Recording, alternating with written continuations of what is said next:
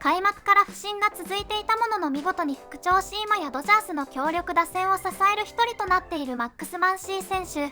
そのきっかけがメガネであるとも言われています。そのマンシー選手がドジャースネーションの番組で DMAC からインタビューを受け、話題のメガネについてはもちろん大谷翔平選手やチームについてさらにチームメイトの子供時代の写真を当てるクイズなどでも盛り上がっていました。Dodgers Nation, we are joined by two-time All-Star, two-time World Series champion here on the #1 Dodgers podcast and Dodgers show on YouTube, Max Muncy, the hottest player on the planet. Max, first of all, I don't want to do. I gotta get like Max Muncy, man. I gotta put the glasses on. Man. I gotta put the glasses on, man. And I gotta say, first of all, you've heard a lot about the glasses, right? And what I want to say though is, for your whole career, you've averaged like 32 home runs per 162 game season. I mean, the glasses should be happy to have Max Muncy, not the other way around. You've been a great player your whole career, but I mean, just how have those glasses helped you? Yeah, you know, it's funny. Everyone wants to relate what I've been doing recently to wearing the glasses, and you know, I'm not ready to fully buy into that one just yet. But it is hard to deny I've been playing better since I, put the glasses on. But for me, it was just one of those things where just over the last several years, noticed I was becoming, I had always known I was left-eye dominant, which is tricky as a left-handed hitter, being your back eye, and felt like it was becoming more and more dominant over the last several years. Because I used to wear sunglasses during day games when I hit, and the last 2-3 years I wasn't able to do it because I was seeing too much of the nose piece when I was in the batter's box, and that was kind of the first sign to me that was like my left eye is really starting to take over. And when I talked to the eye doctor about it, and he was kind of like, hey, this might be able to help you out, I was sure, something I'll try. And it took a while to get used to, but now that I've fully adjusted to it, I don't mind wearing them, and it's hard to deny the results. Yeah, just kind of what's the origin story of it? Was it Kike's optometrist, and like whose idea was it, and are they here to stay? Well, it's the same guy. I've been going to him for 8 or 9 years now. He's a great dude. He's awesome. I love going to hang out with him, and it's just one of those things where he always did the eye check every year and always had great vision. And this year he just kind of mentioned something, and I was like, yeah, my right eye hasn't been as good as my left eye, and he just mentioned, do you want to try something? And I was like, yeah, sure. I mean, at this point I'm open to trying anything, and so it was one of those things where that's just how it happened. It was kind of just an idea, and we rolled with it.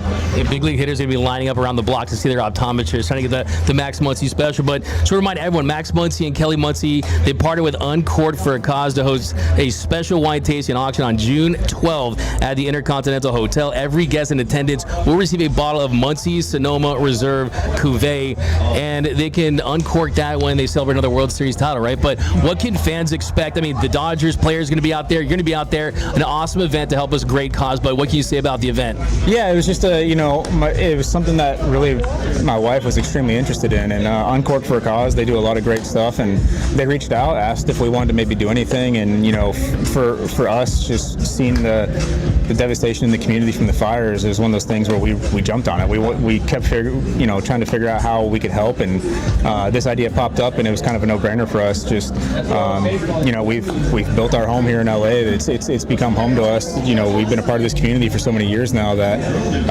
just getting an opportunity to help them out as much as we can, we felt like we had to jump on it. And so the night's gonna be a fun night. There's gonna be lots of stuff up for auction. There's some jerseys, some bats, some wine bottles that'll be signed by the team, and all the proceeds are gonna go to help fire relief out around the LA area. Yeah, it's a great cause. You got Dodgers players there. It's a must for all Dodgers fans. If you're watching this, if you can go, you better go. It's going to be an exciting night. Are you a red wine or a red Budweiser guy? I mean, I know you like your beer. I know you like to throw some back, but you got to class it up too with some wine. Am I right? I think that's going to depend on the scenario. If we're winning the postseason series, give me the Budweiser. It's fun to splash those around everywhere. But I mix it up. I do enjoy a good red wine every now and then. I try not to drink too much, but if you go out to a nice dinner, a glass of red wine is hard to beat.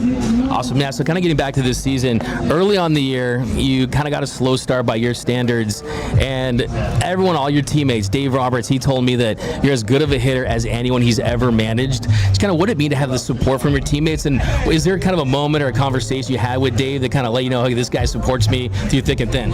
I mean, it means everything to know you have the support of, your coaching staff, your front office, your teammates, and just, seeing those guys every single day trying to back you up, trying to keep you positive, and that's something that this clubhouse has done really well. Not just with me, with anybody. When anyone goes through a rough stretch, everyone's always there to pick them up, be like, hey, you got some big ones coming, don't worry, don't sweat this, you got some big ones coming. Everyone's going to go through a slump at some point in the season. Well, maybe not Freddie. He seems like he's, on fire right now, but yeah, everyone's going to go through something at some point in the season. It's baseball. It's bound to happen. Mine just happened to come right at the start of the season, which is the worst time you can probably have it. Just, you don't have anything to kind of back you up, and so you're really working from scratch. And but as I've kind of talked about before, I was hitting the ball hard, and that to me was like the positive sign I kept taking. It was like, hey, you're making good contact. You're making good contact. Just clean up a little bit, cut down the strikeouts a little bit, start making more contact. But when I am making contact, I was hitting the ball hard, just not getting the best results out of it. That to me was what I was trying to build on, is just keep the positivity on that, is that, hey, if I wasn't hitting the ball hard, then we got to start worrying about changing everything. And, for me, just knowing that there was still hard contact there, I was building on that, and that was able to get me to where I'm at right now. I was talking to Aaron Bates, and he was telling me that when you start to crush those fastballs up out of the zone, you're going to cover everything else. That's how you can tell you're locked in. Does it feel like you've just found your rhythm and this is going to carry out? Obviously, it's baseball. You're going to have some downward slides during the year, but does it kind of feel like you're in a good spot for the rest of the way? Yeah, right now it feels really good. And I agree. When I'm handling the high fastball, that's when I'm at my best. I'm able to set my sights where I think the top is, and I can just work my way down from there. And that's what I've really been able to do the last several days. And when I can handle the fastball up, that really gives me the confidence that I can kind of stay on anything. And when I can handle it up without having to cheat to it, that's when I really know I'm in a good spot. And that's what I like to build on, is just working on the fastball up. Why are your bat flips so cold? I mean, where does that come from? I mean, it's just, there's like an aggression, like a nastiness to it. I mean, I think you're a top 5 all-time bat flipper. I mean, but do you agree? I don't know where it just happens. It's one of those things where I've never thought about it. I've never said I'm going to do this. I've never planned on doing anything. They just kind of happen in the moment. And a lot of them tend to be emotion-based. Last night, for example, being able to get us back in the game after making that stupid mistake earlier, right? That's where the emotion comes out. It was, and that's really how they've always happened in the past. It's just, there's a little bit of emotion behind it, depending on the situation of the game, and whatever comes out, comes out. Yeah, and one thing I think that everyone loves about Max Muncy is, I mean, you start here, you've been the guy that's hit more home runs than anyone in this organization since you've been here. You're on a club option after this season. Is that ever go through your mind this year, and would you like to be with the Dodgers past this year and kind of get something locked up so you can retire here someday? Well, I don't think it's any secret that I would love to retire here. I've made that very well known, but in terms of how that works out, I can't worry about that. Right now, how I've always gone about it is I worry about what we have in front of us today, and that's a game against the New York Mets with Griffin Canning starting. And then, when tonight's over, you move on to the next day. We got a day game tomorrow, travel day. That's how I've always gone about my business in terms of that stuff. I just try to focus on what I can for today. How can I get better today? What do I need to do in the cage? What do I need to do on the field? What do I need to do, in the weight room, training room, trying to keep my body healthy. And then when the day's over, you go home, you enjoy your family, and you show up the next day, and what do you focus on getting better for that day? And if you're able to do that and just kind of stay within yourself, all that kind of stuff takes care of itself in the end. Yeah, because like wine, I mean, you're aging like fine wine as far as being productive, being great. I mean, you want to play this game much further than next season, right? Yeah, I mean, I would hope so. I hope I still got several good years left in me. And like I said, that's kind of stuff that just takes care of itself. And for me, the goal is to focus on the here and now. And right now, we have a really good team, and just trying to do anything I can to help the team win the games. Yeah, because I always kind of like to ask players, like, when's the last time you kind of Googled yourself? When's the last time you kind of looked at like where your numbers stack up with the other Dodger greats? You're close to passing Matt Kemp. You're close to passing Steve Garvey for most home runs as a Los Angeles Dodger. What does it mean to kind of be included in that list? And I mean, you come back for the next couple of years, you could end up maybe passing EK one day for the most home runs in LA Dodgers history. I'm telling you, man, you're a 30 home run guy. It's a lot when you're healthy. Yeah, it's really cool to me. It's an honor and a blessing just to be included with a lot of those names. Those were all extremely great players for the Dodgers, and this organization alone, just being as historic and successful as it's been, and just groundbreaking as it's been, to be able to be included in any of those names is truly a blessing to me, and it's something that I really don't take for granted. And without this organization, I probably wouldn't be in baseball. And so it's one of those things where to be able to do all that for the organization that you love so much, it means the world to me. Yeah, I was going to ask that too. I mean, you're someone who, they got the Shoheis that were scouted since they were 9, and someone like yourself, you've continued to persevere throughout your career. Like, just how close were you to going to the KBO or trying something else, and then you end up here and look at you winning World Series, making All-Star teams. It's honestly a movie. Well, after Oakland, that was pretty dead set on retiring, actually, and I had an offer to go play in the KBO, and I didn't really want to take it. I was pretty dead set on retiring, and after you sit there on the couch for 3-4 weeks, you realize maybe you want to give it another shot, and everything's kind of turned out how it has since. Hey, by the way, you're the only Max Muncy at Oakland A that I believe in, okay? I just want to point that out for sure. What is the best baseball advice you've ever received? Short, sweet, anything that kind of just comes back into your head when you need something? To have fun. Just remember why you play the game. It's to have fun. And, for me, I have a couple more reasons why I'm playing this game now. My family, my kids. That's something that, I have their names on the back of my glove, and I'm always rubbing that to remind myself they're why I'm playing this game, to have fun. And, for me, that was the biggest thing that changed for me, was just find a way to have fun out on the field any way you can. There's always something you can do to help the team win, but if you're not having fun while you're out there, then what's the whole point? And so for me, that was the biggest piece of advice that I've ever gotten and that I ever give to anybody.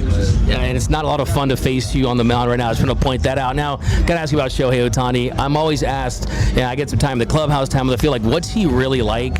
When you're asked that question, what's Shohei Ohtani like as a teammate? Kind of what's he like when no one's around? How would you kind of describe him? Here he comes right here. He's awesome. He's a lot of fun. He loves to joke around. He likes to play little pranks on everybody, and he's always smiling and laughing, having a good time. And the best way that I describe him to everybody is when you were 10, 11 years old, there was always that guy you played with that you swore was 16. He was just so much better than everybody. That's how he feels. He's just a little kid that's just better than everybody else out there. And he has so much fun with everything that he does. And our meetings, the plane flights, the bus rides, he's always just cracking jokes, and it's fun to be around a guy like that, to be such a global superstar, and to realize just how humble he is and how lighthearted he is, and just how much fun he loves to have everybody. Yeah, I think for me it's you see he's the only guy that says hello to the umpire every inning, right? Every time he has an at bat. But then also you saw the what he did when you guys hit the home run against the Diamondbacks with Gurriel. Was that a little troll job? He's got that dog in him. I feel like it's almost the dog comes down those big moments. I have no idea on that one. That's I don't know that any of us have ever actually talked to him about it. My honest guess is he wasn't trying to troll him. He was just celebrating that moment at that time. There was a lot of talk about him not getting the job done with runners in scoring position at that moment. And so I think for him to come through with that big home run, it was kind of yes, I'm doing it, even though we all knew he was going to anyways. It's not like that was ever a question. So I don't think he was trying to troll him. Yeah, no, it was coincidence, right? But here with the great Max Muncy, a couple more here. I want to ask you, I'm always asked too, who's the leader of the Dodgers, the clubhouse leader? For me, it feels like all you guys are professionals, all you guys are stars, superstars. But is there if any type of rah-rah guy, if you need a moment, you need a speech or anything like that, who would that guy be? A lot of people would say you, right? It's hard to single out one person. Yeah. There's just so many guys that, lead in their own way, and I think that's what makes the clubhouse so complete is, you have so many different guys that can do things differently. And I was just talking about Mookie, and, Mookie's one of those guys that's always leading on the field, trying to help out guys. Someone was asking me what he was talking to me about in the infield, and, he's just trying to spread any knowledge that he has, whether it's hitting, whether it's on defense, whether it's base running. He's always trying to give knowledge to everybody to make himself better. And so that's how he leads. And then you have a guy like Miggy Rowe, who is very vocal in the clubhouse and keeping everybody positive. And, that's what he does so well is he loves to have fun and joke around with people, but he's also very good at keeping everyone positive. So there's so many different guys that lead in their own way, and that's why it's so hard to pinpoint one guy on the team. Was there any moment during the 2024 run that stands out as far as just a moment that kind of brought you guys together to kind of go and have that run? For me, I'm always going to say, how special it was that the players took control of how the team was going to, be ran, and that was something that started during our last series of the year in Colorado. A bunch of us got together and we talked, and we said, this is how we want to do things this year. This is how we want to handle the 5 days off for the bye. This is how we want to handle the travel. This is how we want to handle the hotel situations. This is how we want to handle what we're doing on the off days. And for the players to come together, meet like that, and then go to the front office and say, this is how we're going to do things this year, and not even question, just this is how we're going to do things, and for them to be like, sounds great. To me, that's the thing that I'm gonna take away the most, is just the players taking over the team and saying, this is what we're gonna do, and when we do it, we're gonna win, and that's how it worked out. And do you feel that same closeness on this team? And then also want to ask you, you guys have a chance to do something that has been done in a long time. That's go back to back. Now, the standard here is always to win a World Series, but is that something that you kind of lean into? Like, this is a team that people could talk about forever because of the opportunity that you have to do something that has been done in a long time. Repeating in baseball is one of the hardest things I think there is to do in sports. It's just, we talk about it all the time. When you play deep into October and November, the body doesn't have time to heal, and you deal with a lot of injuries. And we've already seen that as it is, but you see it with other teams all the time. The first time they make it to the playoffs, they all break in half the next year. And when you have to go to the playoffs every single year like we've done, it really takes a toll on your body, and that's why repeating is such a hard thing to do. And for us, we know the depth we have, we know the team we have, and that's one of those things where even though when we go through a couple bad stretches, no one in the clubhouse falters. We all know what we have, we all know where we're going to be at the end, and it's one of those things where you just kind of weather the storm, and when things start rolling well, you're going to have a lot of fun with it. Awesome. We got Max Muntz here. A couple quick ones on the way out. Okay, you guys are on the road, expensive dinner. Which teammate is most likely to pick up that bill? We usually spread those around. Venmoing, Zelling? No, there's usually not one guy. There's a lot of guys on this team making money, so whenever we go out to dinner, it's usually split, and each dinner is usually different guys. All right, bar fight. You're picking two of your teammates. Who you picking? Tab your back. Do they have to be active right now? No, you go back. Well, Zooks is in there. There you go. Yeah, well, I'll take Gratterall, and then oh man.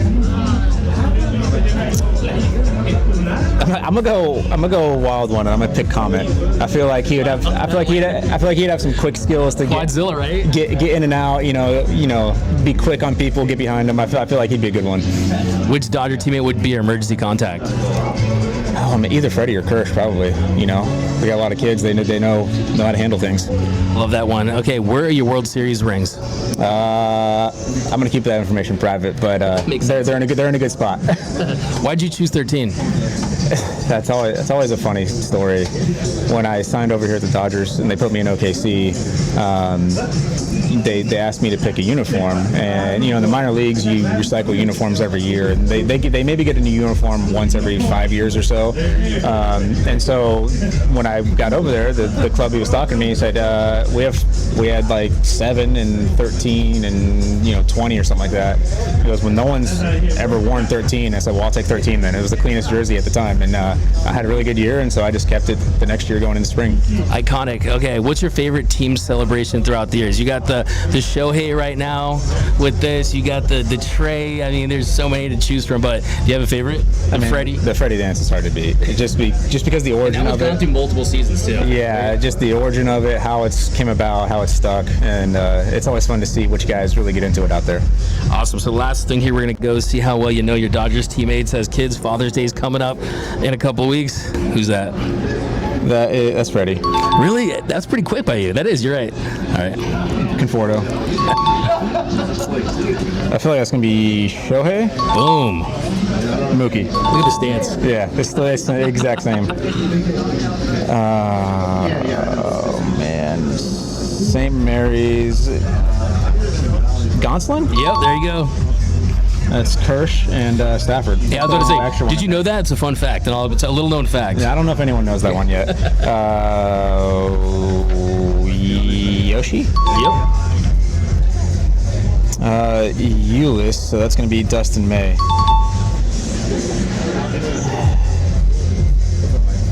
Tommy. No. Pitcher. Rookie. Boom. That's Tommy. That's Tommy, yeah. This is an easy one. Blake. Alright, that one. Oh, here we go. A little tougher. Will. Oh man, you're undefeated. Yeah, that's me. Just playing. Alright, last thing I want to say though. If you don't want me to watch the ball, you can go get it out of the ocean. Last question here. What would current Max Muncy say to this version of Max Muncy, knowing that you're a two-time World Series champion, a two-time All-Star, and you made all your baseball dreams come true? Always believe in yourself and don't let anyone tell you otherwise. There he is, the great Max Muncy. Be there June 12th. Of all the information, you have to go. Auctions, live entertainment, teammates going to be there. The great Max Muncy, certified Dodgers legend. Join us here on Dodgers Dugout Live. 利き目が左の影響で始めたメガネが好調のきっかけだったのは興味深いですね。大谷選手やチームメイトへの思いも感じられて心が温まりました。子供時代の写真クイズも面白い企画でしたね。これからもマンシー選手の活躍に期待しましょう。